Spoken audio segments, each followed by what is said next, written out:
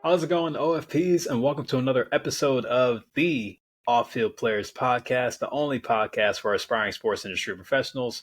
I'm your host, Philip Hall, and I hope everybody's having an awesome week or weekend by the time you're listening to this. And by the time that I'm actually recording this episode, it's October 31st. So it's Halloween. So happy Halloween to all the OFPs out there, and also happy Dias de los Muertos as well. So I hope everybody's enjoying the holiday season. This is really holiday season as we get closer to the end of the year, 2023, with Halloween being today, and also Thanksgiving coming up, and Christmas, Hanukkah, Kwanzaa, New Year's, like all the holidays that we celebrate around this time of the year. But yeah, it's definitely an exciting time. And even yesterday, which was Monday, October 30th, is a long-going tradition of every major professional sport in America happening on the same day. So yeah, it's the sports equinox that happened just recently, where the MLB with the World Series going on. There was a game yesterday. The NBA season is off and rolling, so there were games happening. NFL season, of course, Monday Night Football was yesterday, as well as the NHL. NHL regular season has been off to a hot start, and just great time to be a sports fan, and also a great time to be an OFP. So definitely, something to take in consideration. But we're gonna have an interesting episode today. But before I go any further in discussing this episode's topic, I want to make sure to remind everybody to make sure to like, comment, subscribe, and share if you're watching the video version of this on the Off-Field Players Podcast YouTube channel.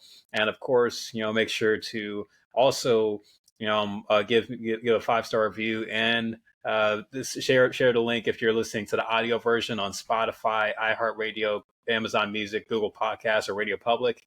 And it definitely does help out a lot, where we can help reach the podcast to millions of people from all over the world. And just continuing to grow the OFP family as much as we can. And of course, make sure to follow the Off-Field Players Podcast on social media at OFP_podcast on Instagram and TikTok. Again, it's at OFP_podcast on Instagram and TikTok. Yeah, with that being said, I want to go into discussing today's topic. And from what I believe and just what I've researched about this new particular professional sports league, I believe that it's going to be the next big American major professional sports league in the United States, as it's still relatively young, but I see a lot of potential in this league beginning to grow. So in today's episode, I want to have a discussion about the National Cycling League. So like the National Cycling League is an up-and-coming professional sports league here in the United States that's revolved around the sport of cycling, road cycling to be exact. Well, more of a different discipline of cycling and criterium cycling racing. So any avid cycling fans or cyclists may know the differences of what kind of racing there is when it comes to professional cycling. And when we think about what this league can do for the millions of people that may become interested in the NCL, well, there's so much growth and so much potential in what I see and how this league can grow. And as an OFP, trying to help inspire future OFPs, I think this is some good game to give everybody in regards to the opportunities that can be represented and trying to help grow this league. But I'm trying to do my part in talking about the NCL on my podcast, just to give the OFP something to think about, something to they'll be on the lookout for and follow up with as the league continues to grow. So just to give a little bit of a backstory about the National Cycling League. So the history behind it is that it was founded back in 2021 by Paris Wallace and David Mulgeda. And pretty much is a league that's trying to capitalize on the popularity of cycling, not just in the United States, but cycling around the world. Of course, for maybe the casual cycling fans, you may have heard about the races like the Tour de France, which is, like the biggest cycling race in the world, or maybe the Giro d'Italia, the Vuelta de España, which happens to be the Grand Touring race that takes place every year in Spain. And just the different varieties of kind of cyclists that compete in the sport overall. But really what the NCL is trying to do is trying to have more of a presentation of what cycling is on American soil and have it be a professional sport, kind of to the heights of what the MLB is, the NBA, the NFL, MLS, NHL, NASCAR even. just knowing that it's a particular form of racing with uniform rules, they are trying to start something here for cycling. And pretty much they've already had a hot start and just getting the league off the ground. Because when we think about the popularity of cycling in the United States, according to the NCL's website, there are over 50 million cyclists in the US, along with the 2 billion cyclists worldwide. And I believe this is just a total of people that are avid cyclists or even people that are licensed professional cyclists that are licensed to compete for cycling teams or compete in day races, stage races, or even criterium racing. I mean, it's just an insane amount of people that participate in the sport of cycling from the amateur level to the pro level, and just having that alone, like there is great growth in trying to get more people and more viewership in regards to what the NCL is doing right now. But overall, they've really had a strong start in what they've been able to get off the ground since since the league was already established. They've had 10 teams join in and compete for prize money. And even though like the prize money is still not as high compared to the prize money that you would get in, say, auto racing, there's still a lot of growth and a lot of potential what it can be when we have the right operational or right resources to bring to the table and trying to help grow the league overall. And what's very unique about what the NCL is trying to do is that not only is it considered a professional league here in the United States, but it's also a co-ed professional league. So when we think about how professional sports are set up here in the U.S., we do have men's professional leagues as well as women professional leagues for sports. But with this and the NCL, what they're trying to do is make cycling a co-ed sport where there are teams that are competing with a women's team and a men's team, and they are competing for a total amount of points. And I'll go more into describing what the NCL championship format is a little bit later on, but just want to give everybody, just a build up of what this league is all about. And, it's co-ed, it's, male and female competing against each other, with each other, and also is team oriented. So it's not very individually focused. It's more of a team focused form of cycling, which I think is something that stands out in a way. And other things that also stands out is just the sustainability and how, it's environmentally friendly. Again, cycling, they don't, like, cyclists, like bikes don't produce gas. Like, it's human powered, just all about leg power. And even, something that's, can be utilized in any location, really. Cycling is everywhere in every major city in the country.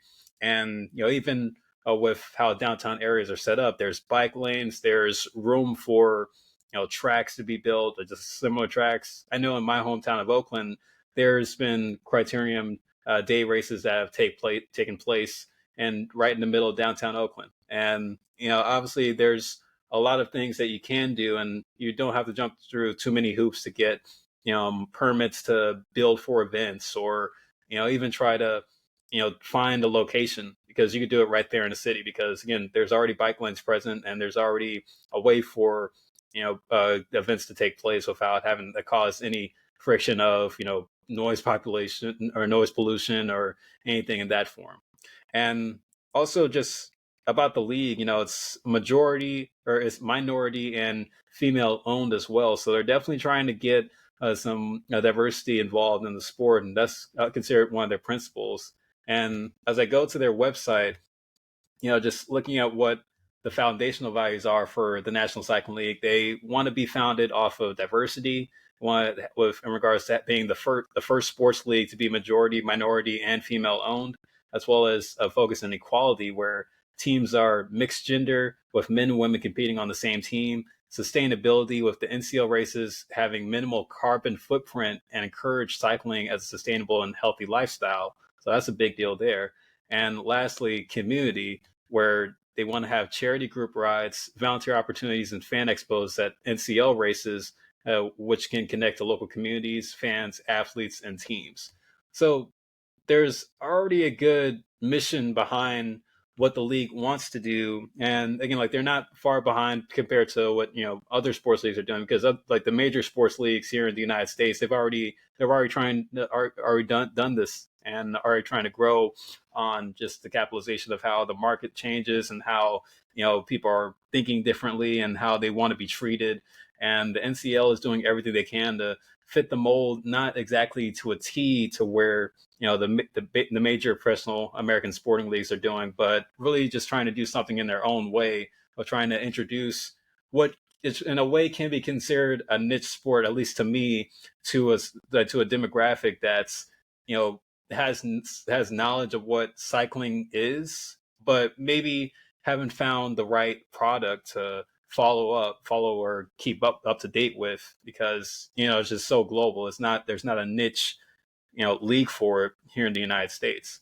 But the NCL is doing everything they can to solve this problem and hopefully get something off the ground as time continues to go on. And when I look at how this league is going to perform from an OFP perspective, I can see that with them still being in the early stages, that there's plenty of room to grow and even opportunities for trying to get the information out about how this league can captivate the American audience.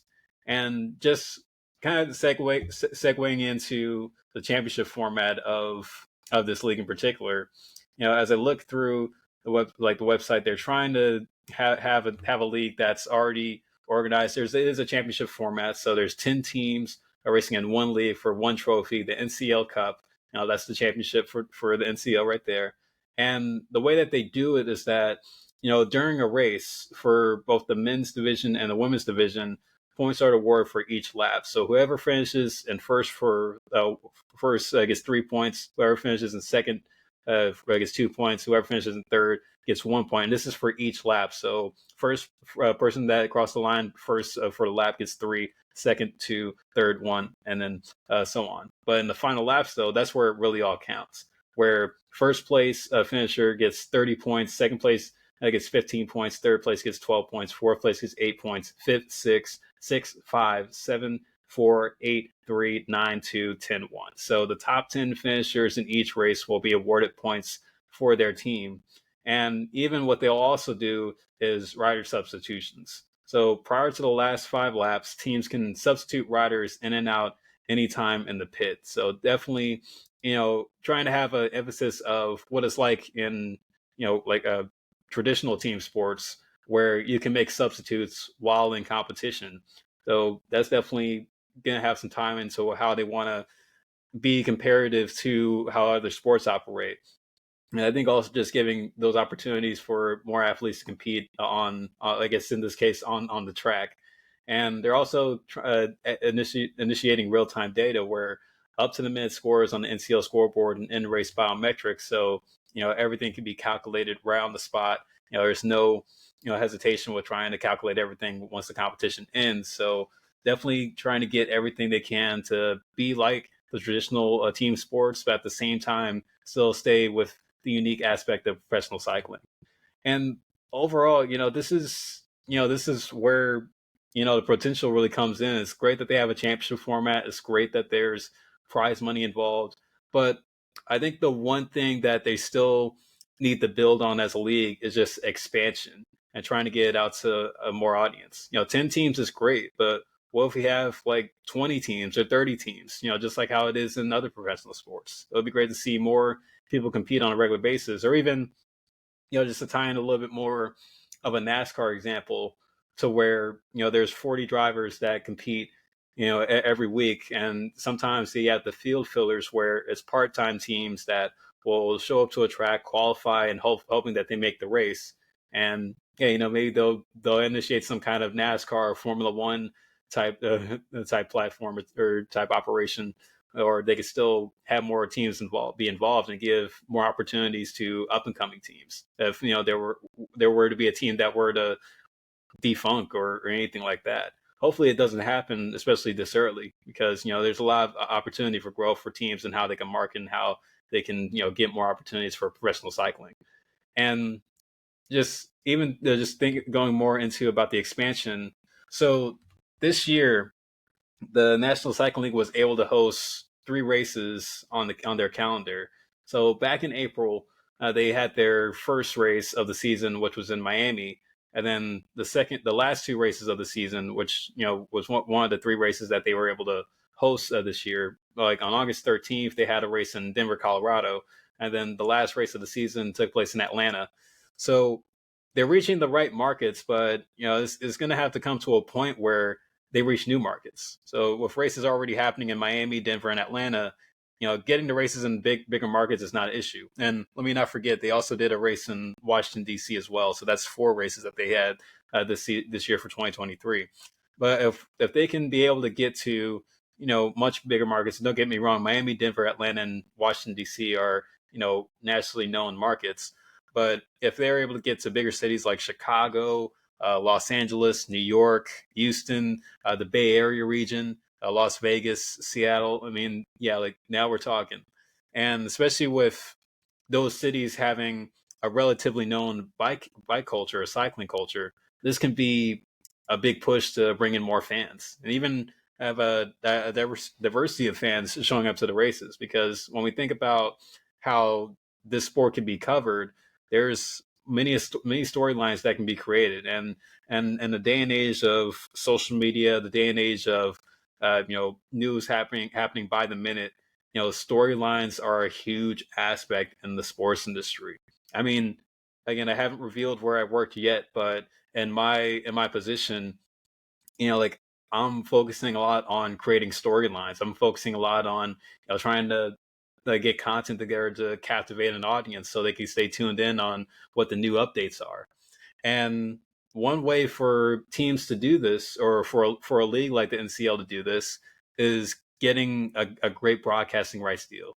And I know with how the landscape is right now, with how we look at broadcasting, leagues are now in an era where they're getting $1 billion deals to sign with streaming companies, sign with national network companies, and for a league like the NCL to grow and for them to get more fan viewers, they're going to have a TV deal.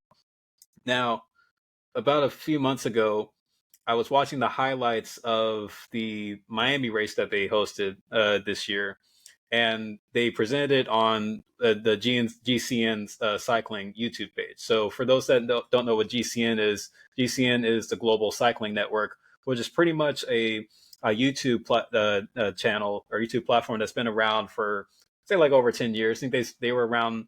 They started around the time when YouTube first started, and I know, like for me being an avid cycler, I always went there because they did videos on different regions to bike in, giving tips to cyclists on how they can improve with trying to make arrangements to their bikes, or what kind of equipment they would get, or how to train to be a professional cyclist, or what it's like to be on a grand touring team like in the that's in racing the UCI World Tour division, and just giving me that information about just what cycling is as a sport overall. Whether that's here in the United States, cycling over in Europe, South America, Asia, wherever in the world, they provide that information to many to millions of people that have like an interest in cycling. Now, it's great that the GCN is helping the NCL out and trying to help promote the league, but if the NCL wants to reach the heights of other professional major sporting leagues, they're going to have to think bigger. They're going to have to go out and talk with a network company to get a big TV deal right. Whether that's with Fox Sports, ESPN, Turner Sports, NBC, CBS, Amazon Prime, or Paramount Plus, even they have to have some kind of way to get the TV audience and get the TV revenue, because when you get the TV revenue, that helps out with the reach. That helps out with more partners, like corporate partners, coming in to have marketing activations with the league. And again, and they could learn from what other professional sports leagues do, and hoping that the folks that are up there running, helping run the National Cycling League, they are taking place from what the MLB does, what the NBA does, what the NFL does, what the NHL does, what MLS does, like all the other major professional sporting leagues in America that have been established for many years. Hopefully they're taking place from their book so they can initiate it and trying to reach the heights to or where they are as a league. And just going more into just corporate partners or corporate sponsors, the NCL, don't get me wrong, they do have corporate sponsors, already.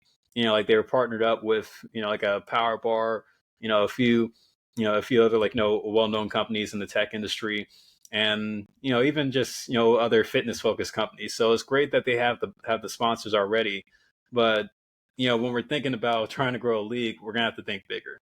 Yeah, they have Power Bar, Knicks, Pac, Rudy Project, and Ticket Socket. So like yeah, USA Cycling.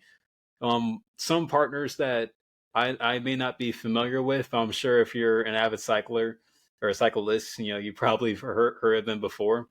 But it's gonna have to come to a time where we have to try to get companies like Amazon, UPS, Apple, or another well-known brand like in the mix, because there are opportunities, especially to promoting stars. Like I want to talk a little bit more, just kind of sidetrack a little bit, where like when I found out about criterium racing is a very unique form of cycling where folks that have teams, like they're pretty much startup teams. I mean, you think about how NASCAR teams are started. Like there's the owner with a pocket full of money that's able to fund a car, a crew, driver, and even bring in additional sponsors to help get the team off the ground. But for cycling, it's the same way.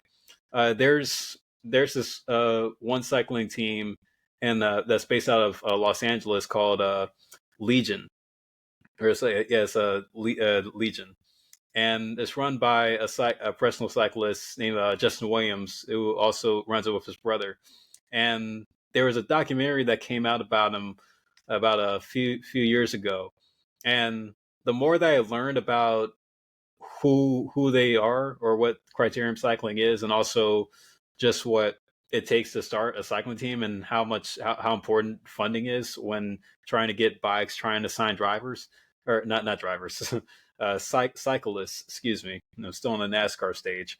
But really what I learned from it was that it's a sport that can be welcome to everybody and can have a reach to millions of people. Again, you can't name one country in the world where cycling doesn't take place. I mean, every country in the world has bike roads. I mean, every country has at least one person riding a bike somewhere. So the sport has a reach because everybody can do it, and it's also a sport that's not necessarily limited to like people of different heights or weights. I mean, you could be any size to ride a bike, really. And for those that do have the opportunity to do it professionally, you look at them. I mean, they're not like big, strong athletes. Like it's not like the NBA where you have to be a certain height to make the league, or like the NFL where you have to be a certain size to be a linebacker or be a quarterback or whatever. I mean, it's really a sport that's universal. Like anybody can learn how to ride a bike. Anybody can ride a bike for long distances. Like everybody can do this.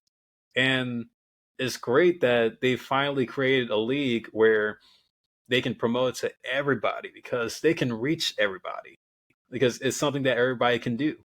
And that's how you're going to grow it. But what we also want to factor in as well is influence.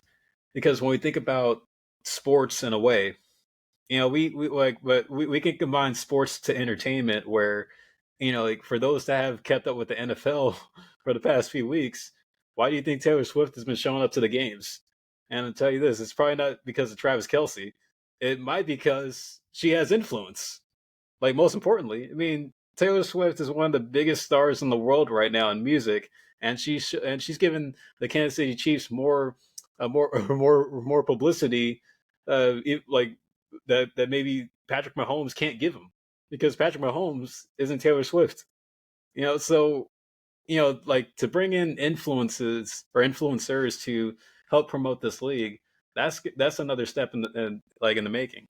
And even with other like athletes that have taken interest in cycling. I know Reggie Miller, professional basketball player from back in the day. Reggie Miller, was training with one of the UCI World Tour teams, and that's one of the only American-based World Tour teams that competes in the Grand Tours. Like this is a team that will send riders every year to the Tour de France, and Reggie Miller did like some kind of activation with them. Like I can't remember exactly what it was for or what it was with, but he had like the full suit on. He was riding bikes with the team. I mean, he was doing some cool stuff with them. And also, what's great about the NCL, even though they're still taking their time to get financial backing from bringing in more partners, they're also reaching out to like influencers to be investors of the league. Like I'll give you a list of investors that have already helped funded the foundation of the league. Bradley Beal, NBA player. Kevin Byard, NFL player. Casey Hayward, another NFL player. Derwin James, Jalen Ramsey, all NFL players. Kevin Durant is an investor in the National Cycling League.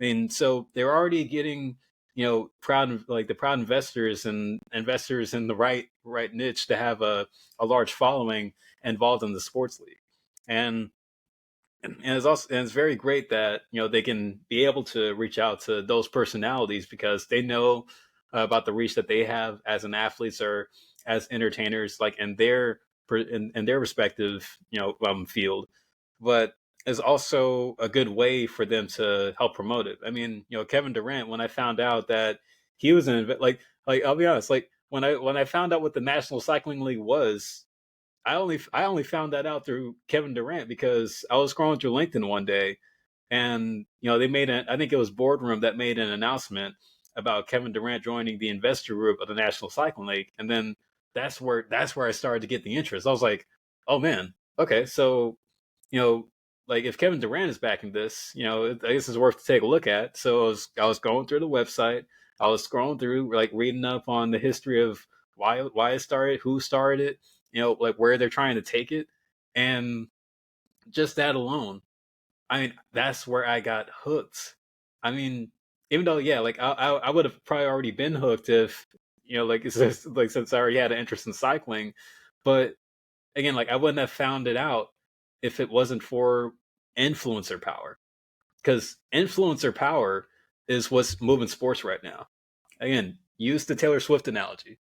Taylor Swift is making the Kansas City Chiefs a lot of money right now just by her showing up at the games. Like NBC, CBS, they can't stop showing her on the camera. So influencer power is a huge deal right now in sports. Every sport has it. And the NCL, for it to grow, like they're going to need some of that. So yeah, definitely, try to keep that going, try to keep it up, and also just, making sure that you're doing it in the right way. You're doing it in a genuine way because like people can tell when something gets forced. So yeah, like just try not to force it. Just try to let it happen naturally. Now, I want to go a little bit more into how the OFPs, like the aspiring OFPs, can benefit from what the NCL has going for them. So, with how young the NCL is right now, this is a good opportunity for all the OFPs that are listening to, do your research, do your homework on where this league can go or where they even need like like where there's a need. Because one thing that the league needs is a TV partner. Like again, like I can't say exactly right now if they're looking for people that they're trying to hire to bring on a TV partner, like someone that's good at negotiating. But I'm sure that's something that they're going to plan on doing in the near future, especially if they're able to grow it as big as they can, because like I'm sure they could find deals somewhere like in more of the niche cycling channels, like again GCN or Flow Cycling. Like Flow Sports is definitely growing right now, and all areas. I mean, like they have a big presence in basketball. They've had a big presence in stock car racing.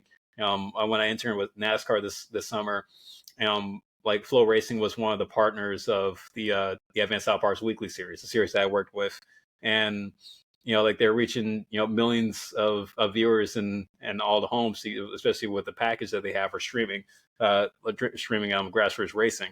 So maybe that's where they're trying to start out at, because there's already viewership, or there's already a promotion for grassroots racing to be streamed or be presented on on YouTube, and that's something that it's a good start. But if they're trying to go big time, they're going to need a national broadcasting partner, and especially if they're able to expand the schedule and reach more and have races in more than 4 cities, maybe they could have like a 16 schedule or a 16 race schedule or like a 20 race schedule later on in the future with just how many cities they can reach and go to put on events.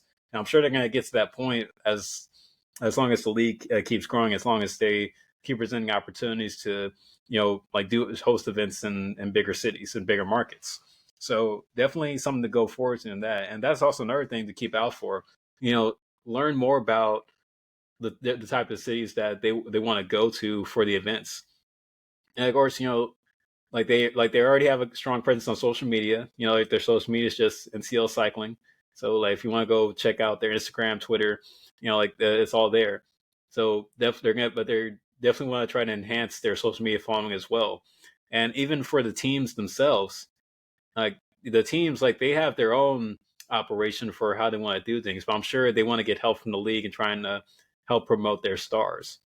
And I can't say exactly off the top of my head who the MVP or who the LeBron James or the Victor Wembanyama is of the NCL right now, but it's gonna come to a point where people are gonna want to know, like they're gonna want to know who the Bryce Harper of the NCL is, who the Stephen Curry of the NCL is, who the Patrick Mahomes of the NCL is. They're gonna want to find out who the stars are in order for the league to continue to grow.